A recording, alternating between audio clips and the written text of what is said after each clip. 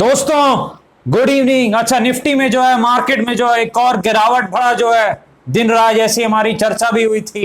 लगातार तीसरा दिन जो है करेक्शन का जो है, लेकिन अब आगे क्या होगा, कल क्या हो सकता है, डिस्कस करेंगे मार्केट के बारे में और जो है आपके स्टॉक्स के बारे में भी जो है एनालिसिस करने का प्रयास करेंगे। स्वागत है आपका आपके अपने चैनल टीके मनी में। मेरा नाम है Tribhuvan, NSM certified in equity derivatives में। और जो नए लोग हैं वो टेलीग्राम चैनल पर आ सकते हैं। 4600 मेंबर्स टेलीग्राम चैनल पर पहले से हैं। टीके मनी सर्च करना है और टेलीग्राम पर आ जाना है। टीके मनी सर्च करना है। और अगर आपको फ्री में डीमैट और ट्रेडिंग अकाउंट ओपन करनी है, नीचे डिस्क्रिप्शन में लिंक है, आप उस लिंक से अकाउंट ओपन कर सकते हैं। चलिए चर्चा की शुरुआत करते हैं। सबसे पहले सबसे इंपॉर्टेंट क्या है भाई, मार्केट यानी निफ्टी की चर्चा। देखिए पहली चीज, हमारी कल डिस्कशन क्या हुई थी, आपको याद होगा 15,100 का सपोर्ट जो है वो मैंने आपको कल कहा था डिस्कशन में, और मार्केट जो है वही सपोर्ट के आसपास से जो है बच गया है और हल्की सी जो है एक पलटी भी मारी है। देखिए 15,090 आसपास तक गया, अब क्लोजिंग जो है 15,120 के आसपास, यानी मार्केट जो है आज उस सपोर्ट को तो बचा पाया है, बचा पाने में कामयाब रहा है। पहली चीज जो है। दूसरी चीज क्या है, मैंने आपको सपोर्ट रेजिस्टेंस थ्योरीज में क्या सिखाया है, जब भी एक सपोर्ट ब्रेक हो तो कैसे काम करना है और रेजिस्टेंस ब्रेक हो कैसे काम करना है। तो एक चीज आपको याद रखनी है, सुबह जो टेलीग्राम पर डिस्कशन मैंने क्या कहा था, 15,150 170 ये पहला जो सपोर्ट है, ब्रेक होगा एक चाल मिल सकती है और वो चाल मिली आपको। अचानक से देखिए मार्केट 60 पॉइंट जो है गिरावट आई है।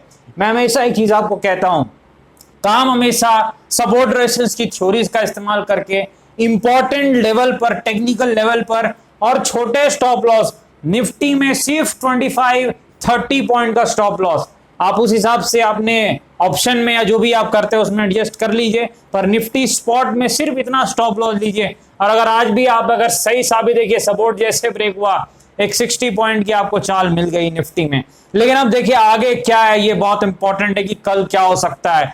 लगातार मेरे ख्याल से दूसरा या तीसरा दिन है जब मार्केट ने एक नेगेटिविटी गिरावट दिखाई है, तो क्या ये नेगेटिविटी आगे जारी रहेगी या जो एक बाउंस बैक, कम बैक आ सकता है। देखिए पहली चीज क्या है, मार्केट एक इंपॉर्टेंट सपोर्ट लेवल के आसपास अब आ गया है। ये जो 15,100 का सपोर्ट है ये कल भी सपोर्ट रहेगा भाई, कल भी जो है 15,100 के आसपास का जो एरिया है सपोर्ट रहेगा, पहली चीज। दूसरी चीज क्या है, जिस वक्त हम जो है चर्चा कर रहे हैं इस वक्त अमेरिकी जो बाजार है, डाउ फ्यूचर जो है वो नेगेटिव में है, यानी वो लाल में, यानी आज हो सकता है अमेरिकी बाजार में गिरावट हो, तो ये फैक्टरी हमने कर लिया। लेकिन अगर मान लीजिए ज्यादा गिरावट होती है अमेरिकी बाजार में तो हो सकता है कल ये लेवल इसके नीचे खुले मार्केट। अब इसके नीचे खुलेगा तो फिर ये सपोर्ट नहीं रहेगा, आपको पता है, अगर नीचे ही खुल गया तब तो ये सपोर्ट नहीं रहा। आज तो इस सपोर्ट ने बचा लिया मार्केट को, देखिए एक हल्का सा बाउंस बैक आया है, लेकिन अगर नीचे खुल जाएगा तो ये सपोर्ट का जो महत्व है वो खत्म हो जाएगा। ये चीजें आपको पता है, पहली चीज। दूसरी चीज क्या है, देखिए दूसरी इंपॉर्टेंट चीज क्या है, यहां पर सपोर्ट जो है वो मार्केट अगर अपर खुलता है, ऊपर की तरफ खुलता है, मान लीजिए अमेरिकी बाजार थोड़ा रिकवर करते हैं रात को या फिर जैसे हैं वैसे ही रहते हैं, तो फिर मार्केट में एक बाउंस बैक आएगा। अगर ऊपर खुलता है तो फिर ये लेवल सपोर्ट का काम करेगा। इसलिए देखिए एनालिसिस में एक बार मॉर्निंग अपडेट जो टेलीग्राम पे वहां भी शेयर करता हूं, डाउ और ये सबको देखने के बाद, क्योंकि थोड़ा अपडेटेड रहता है मार्केट में। देखिए रटा हुआ कुछ नहीं है, मार्केट में आपको फ्लेक्सिबल होना पड़ता है, लेकिन सपोर्ट रेजिस्टेंस की थ्योरीज वहां कुछ फ्लेक्सिबल नहीं है भाई, वहां वैसे ही काम करना है, रटा हुआ काम करना है और बहुत काम आता है। पहली चीज, रेजिस्टेंस कहां पर है इस मार्केट का, देखिए 15,000 जो है 320 के आसपास रेजिस्टेंस दिख रहा है। क्यों दिख रहा है, ये देखिए ये जो लेवल है, ये जो लेवल रिजेक्शन आया है यहां से, आप देख रहे हैं 15,300 के आसपास, यहीं से मार्केट ने गिरावट दिखाई है।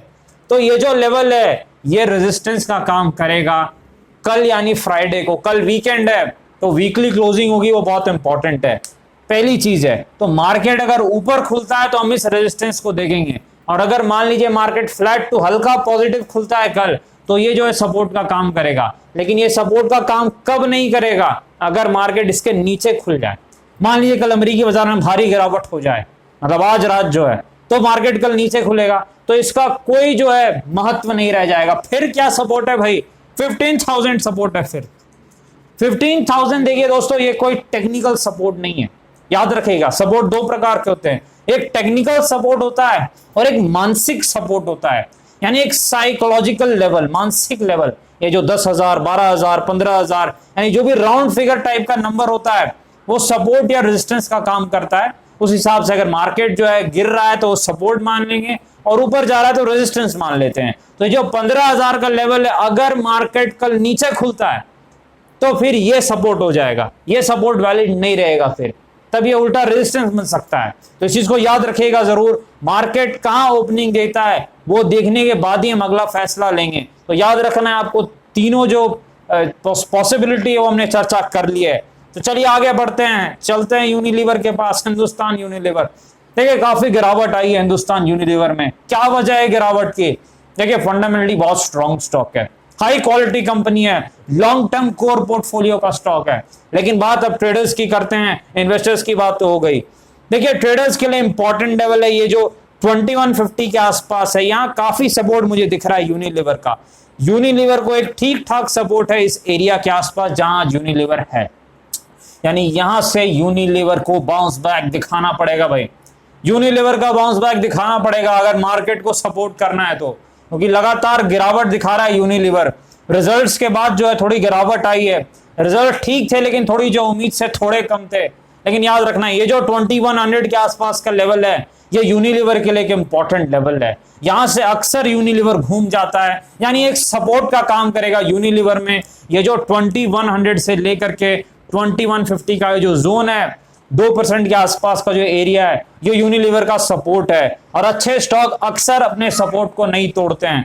तो मेरे ख्याल से यहां पर यूनिलीवर पे नजर हमें रखनी चाहिए। ट्रेडिंग में अगर मौका मिले, जो है सपोर्ट से बाउंस बैक देने लगे, तो मेरे ख्याल से यूनिलीवर एक चाल दिखा सकता है। लेकिन सपोर्ट से बाउंस बैक दिखाना होगा भाई, सपोर्ट है तो बताना होगा सपोर्ट है, दौड़ना पड़ेगा वहां से। क्योंकि सपोर्ट ब्रेक हुआ तो देखिए यूनिलीवर ज्यादा नहीं गिरेगा। यूनिलीवर एक ऐसा स्टॉक है, सपोर्ट ब्रेक भी कर देगा तो वो ज्यादा गिरावट नहीं दिखाएगा, क्योंकि सपोर्ट रेजिस्टेंस की थ्योरीज में जो है वो स्टॉक का जो है अपना पर्सनल भी जो होता है कि किस प्रकार वो काम करता है। हिंदुस्तान यूनिलीवर एक स्ट्रॉन्ग स्टॉक है, ज्यादा गिरावट नहीं दिखाएगा सपोर्ट ब्रेक करने के बाद, लेकिन टेक्निकली कमजोर हो जाएगा, टेक्निकली जरूर कमजोर हो जाएगा। ट्रेडर्स थोड़ा जो है नेगेटिव हो जाएंगे। लेकिन मेरे ख्याल से यूनिलीवर यहां से घूमना चाहिए, सपोर्ट लेके जो है जलवा यूनिलीवर को दिखाना चाहिए। मार्केट में क्रैश हो जाए तो अलग बात है, लेकिन अगर मार्केट गिरेगा भी तो यहां से यूनिलीवर अपने सपोर्ट के आसपास जरूर जो है चाल दिखाएगा। आगे बढ़ते हैं, ओएनजीसी की तरफ चलते हैं। देखिए ओएनजीसी आपको पता है गवर्नमेंट सेक्टर के जितने भी स्टॉक्स हैं और रॉकेट बन चुके हैं। जैसे ही गवर्नमेंट ने अनाउंस किया है कि वो कुछ बैंक्स को प्राइवेट कर सकते हैं, जो खबरें आई हैं, मेरे ख्याल से अनाउंसमेंट तो नहीं है गवर्नमेंट का, लेकिन खबरें आई हैं, तब से वो जो स्टॉक्स रॉकेट बन गए हैं। तो बाकी पीएसयू जो सरकारी स्टॉक्स हैं वो भी दौड़ रहे हैं, ओएनजीसी भी उनमें से एक है। फंडामेंटली अच्छी कंपनी है, लेकिन देखिए एक चीज आपको याद रखनी है, ये डिविडेंड यील्ड वाला स्टॉक है, यानी जो है डिविडेंड अच्छी खासी देता है। जितने भी सरकारी स्टॉक्स हैं, पीएसयू स्टॉक्स है, कैश रिच स्टॉक्स हैं, Coal India, ONGC, BPCL, HPCL, NTPC, Power Grid, ये सब जो है कैश रिच कंपनीज है, तो डिविडेंड अच्छा देती हैं। लेकिन अब लेवल्स को देखते हैं ताकि ट्रेडर्स को कुछ फायदा मिले। 105 के आसपास इसका रेजिस्टेंस था, जो इसने आज ब्रेक कर दिया। तो आपको पता है सपोर्ट रेजिस्टेंस की थ्योरीज के क्लास में मैंने आपको सिखाया है कि जब रेजिस्टेंस ब्रेक होता है तो वो सपोर्ट बन जाता है। यानी अब जो 105 के आसपास का लेवल है, यानी ₹1 आगे पीछे आप ले लीजिए, क्योंकि एग्जैक्ट कभी लेवल नहीं होता, वो एक जोन होता है, ये सपोर्ट का काम करेगा। यानी एक बार मान लीजिए कि ये ऊपर जाने के बाद ओएनजीसी हल्का नीचे आता है और यहां से घूमने लगता है 105 के आसपास से, तब जो है ट्रेडर्स बाई कर सकते हैं। और फिर रेजिस्टेंस कहां पर है? मेरे ख्याल से 120 के आसपास अगला रेजिस्टेंस है। तो 120 के आसपास अगला रेजिस्टेंस आप देख सकते हैं यहां पर। क्यों? यहां एक वॉल्यूम हुए थे, सबसे ज्यादा वॉल्यूम जो है दिख रहे हैं वहीं आसपास, तो मैं कह रहा हूं कि एक रेजिस्टेंस आप ले सकते हैं। तो वहां पर जो है 120 के आसपास टारगेट हो सकता है, याद रखना है इस चीज को, क्योंकि सपोर्ट जो है वो रेजिस्टेंस जो है वो सपोर्ट बन जाएगा, सपोर्ट रेजिस्टेंस थ्योरीज के हिसाब से। लेकिन अगर 105 को ब्रेक कर देता है तो फिर ये रेंज बाउंड हो जाएगा, यानी तब जो है तब ये ₹90 से लेकर के ₹105 के दायरे में फंस जाएगा।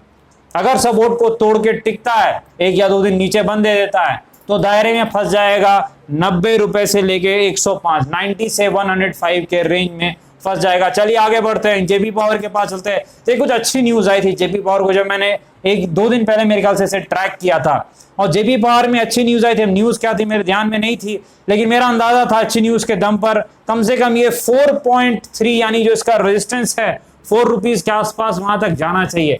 लेकिन मेरे वहां से जो है इसने जो है पहले रेजिस्टेंस जो है 3.5 वहीं से पलटी मार दी, यानी ये बड़े रेजिस्टेंस तक नहीं जा पाया जेबी पावर। देखिए जो छोटे स्टॉक्स हैं, जो सर्किट के स्टॉक्स होते हैं, इनकी एनालिसिस करना थोड़ा कठिन जरूर होता है। और दूसरी चीज बहुत ज्यादा वॉलेटाइल होता है क्योंकि ये सर्किट में चलते हैं, और वो उस समय अपर सर्किट लग रहा था, अब लोअर सर्किट लग रहा है। तो जब लोअर सर्किट लगता है तो हम सपोर्ट देखते हैं कि भाई सपोर्ट कहां पर है। देखिए सपोर्ट इसका जो है नजदीक में है, 2.5 के आसपास इसका सपोर्ट है, क्योंकि रिवर्सल वहीं से आया था। ये जो जोन है ये सपोर्ट जोन है। लेकिन देखिए न्यूज बेस्ड स्टॉक में क्या होता है, अगर मान लीजिए कल को कुछ न्यूज आती है तो ये पलटी कल से भी मार सकता है, ऐसा नहीं है, इस चीज को आपको याद रखना है। और जेबी पावर के कुछ रिजल्ट से मैंने देखे थे, जो लॉसेज हैं वो थोड़े कम हुए थे इस बार पिछले क्वार्टर्स की तुलना में, तो सुधार हुआ था। लॉस जरूर हुआ है लेकिन लॉस कम हुआ है।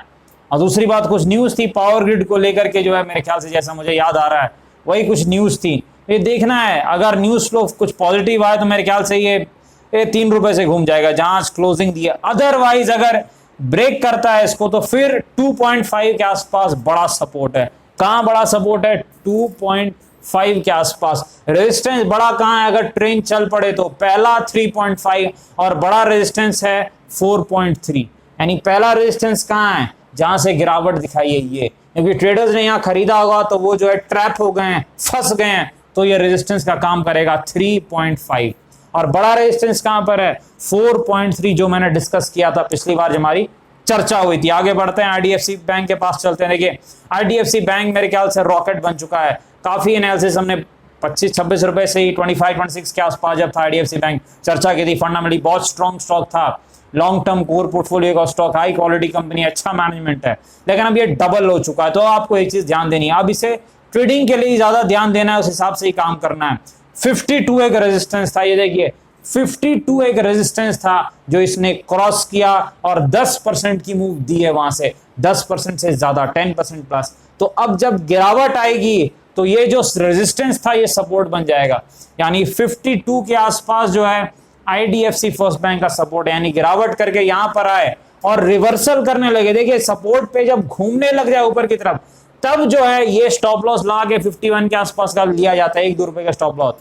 ब्रेक करने लगे सपोर्ट को तो नहीं लेना है, तब तो उल्टा जो है मंदी कर दी जाती है, याद रखना है चीज को। तो 52 एक सपोर्ट है आईडीएफसी फर्स्ट बैंक में, इस चीज को आपको याद रखना। आगे बढ़ते हैं, आलोक इंडस्ट्रीज की तरफ चलते हैं। देखिए आलोक इंडस्ट्रीज मेरे ख्याल से एक फ्लैट सी क्लोजिंग आज भी रही है, 20 पॉइंट मेरे ख्याल से 20 के आसपास चल रहा है।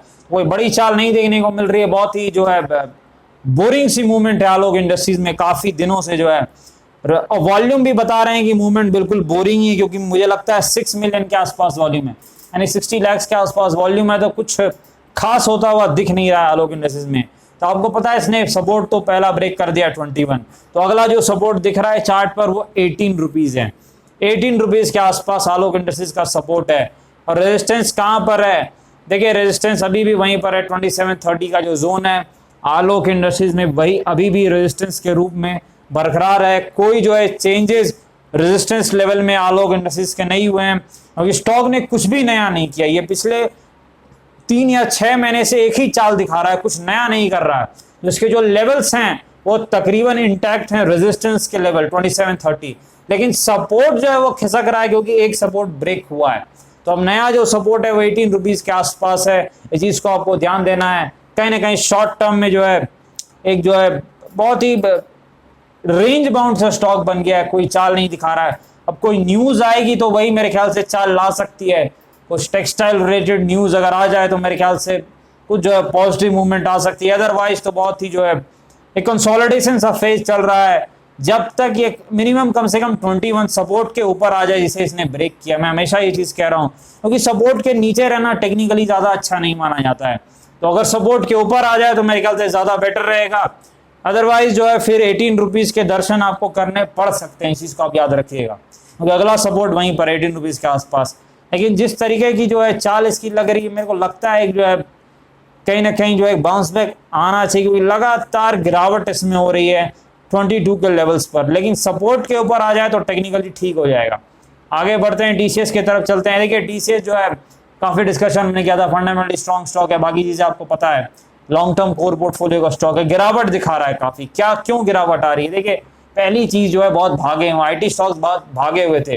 तो मार्केट जो है वो ऐसे चलता है कि निफ्टी में कभी बैंकिंग स्टॉक्स दौड़ेंगे। अभी क्या हुआ है, आईटी स्टॉक्स गिर रहे हैं और निफ्टी में जो है बैंकिंग स्टॉक्स पिछले एक महीने से बजट के बाद वो रॉकेट बन चुके हैं। तो निफ्टी को ऐसे बैलेंस करके रखा जाता है, मार्केट बैलेंस रहता है कि अभी एफएमसीजी और आईटी गिर रहा है और बैंकिंग स्टॉक्स रॉकेट बन चुके हैं, बैंक निफ्टी जो है वो रॉकेट बन चुका है। आज आप छोड़ दीजिए, मैं पिछले 15 दिनों की बात कर रहा हूं बजट के बाद। तो मार्केट में ऐसा होता है, जो बाकी टीसीएस फंडामेंटली स्ट्रॉन्ग स्टॉक है, अभी जिस लेवल पर है ये इसका एक ट्रेडर्स सपोर्ट है। यानी ये जो है अगर कल से पलटी मार जाए तो मेरे ख्याल से लगता है 3200 के दर्शन करवा सकता है, 3200 आ सकता है अगर ये इस सपोर्ट से, जहां आज ये है 3000 मेरे ख्याल से 40 के आसपास मुझे एक ट्रेडर्स का सपोर्ट दिख रहा है। बड़ा सपोर्ट नहीं है भाई, टूट भी सकता है, लेकिन अगर ये सपोर्ट बच गया और पलटी मारा स्टॉक ने तो फिर 3200 के दर्शन आपको करने को पड़ सकते हैं स्टॉक में। लेकिन अगर ये सपोर्ट टूटा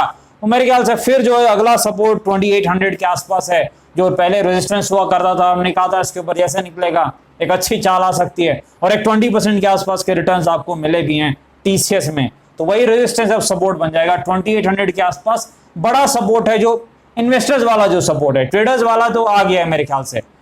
इसलिए मैं आपको पता है ये वीडियो एजुकेशन और इन्फॉर्मेशन पर्पस के लिए अपने फाइनेंशियल एडवाइजर से बातचीत करके फैसले बाजार में काफी जो कि मैं थोड़ा ध्यान से काम करें। धन्यवाद।